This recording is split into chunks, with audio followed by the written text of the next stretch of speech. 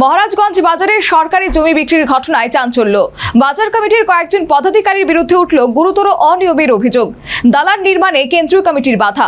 কার আছে সরকারি জায়গা বিক্রির অধিকার, উঠছে একাধিক প্রশ্ন। আগরতলার মহারাজগঞ্জ বাজারে সরকারি জায়গা বিক্রি করে দেওয়ার অভিযোগকে কেন্দ্র করে তীব্র চাঞ্চল্যের সৃষ্টি হয়েছে। অভিযোগ, মহারাজগঞ্জ বাজার সুলভ শৌচাগারের পেছনে একটি খালি জায়গা নিয়ে বিতর্কের সূত্রপাত। জানা গেছে এক সময় ওই স্থানে কয়েকজন ব্যবসায়ীকে অস্থায়ীভাবে ব্যবসার ব্যবস্থা করে দেওয়া হয়েছিল। পরে তাদের নিজস্ব তৌচি থাকায় তারা অন্যত্র চলে যান। সেই কারণে জায়গাটি দীর্ঘদিন খালি পড়েছিল। অভিযোগ অনুযায়ী মহারাজগঞ্জ বাজার খুচরা সবজি ব্যবসায়ী সমিতির সম্পাদক নকুল দেবনাথ, পাইকারি কমিটির সম্পাদক বিকাশ সাহা এবং খান্ডা মার্কেটের সহ সভাপতি হরিহর দেবনাথ মিলে ওই সরকারি জায়গার উপর নির্মিত দুটি ঘর 20 লক্ষ টাকায় এক ব্যবসায়ীর কাছে বিক্রি করে দেয়। এমনটাই অভিযোগ তোলেন কেন্দ্রীয় কমিটির জনৈক কর্তৃপক্ষ।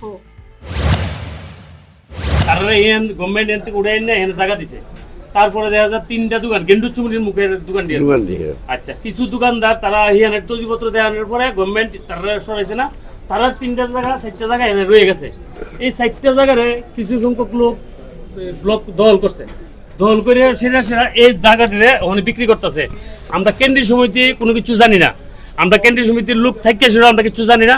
বাজারের মধ্যে কিছু লোকে এই কাজটি করতেছে, করে সেটা বিক্রি করে অর্ধেক টাকা হলে এলেছে, আমরা জানি না। পরে যে সময় দেখলাম কালকে কাজ হইতেছে, তখন আমরা মাথা গরম হয়েছে, গাড়ি কাজ করতেছে, কেনা কাজ করতেছে। গভর্নমেন্ট করলে তো আমরা গভর্নমেন্ট জানাই লইলে, পুরসভা আমরা জানাই লইলে, কেউ জানাইছে না কি ব্যাপার, তারা কই থেকে জায়গা ব্যস্ত আছে।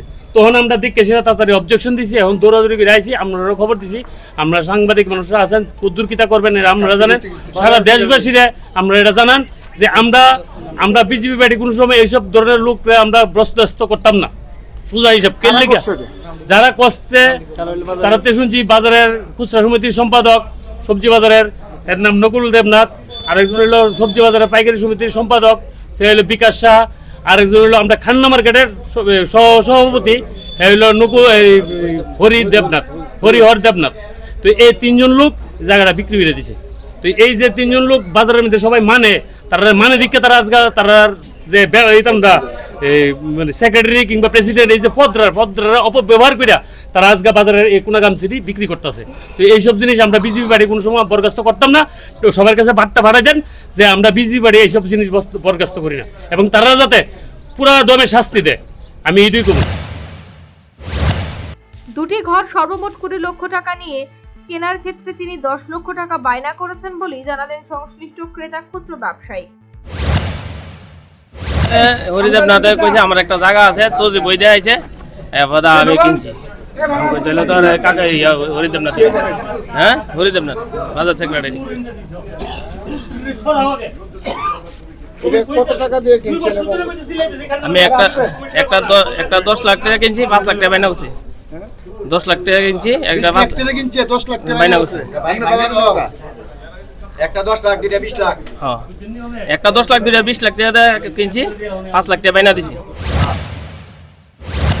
এছাড়া আরো একটি ঘর 12 লক্ষ টাকায় অন্য এক ব্যবসায়ীর কাছে বিক্রি করা হয়েছে বলেই অভিযোগ উঠেছে।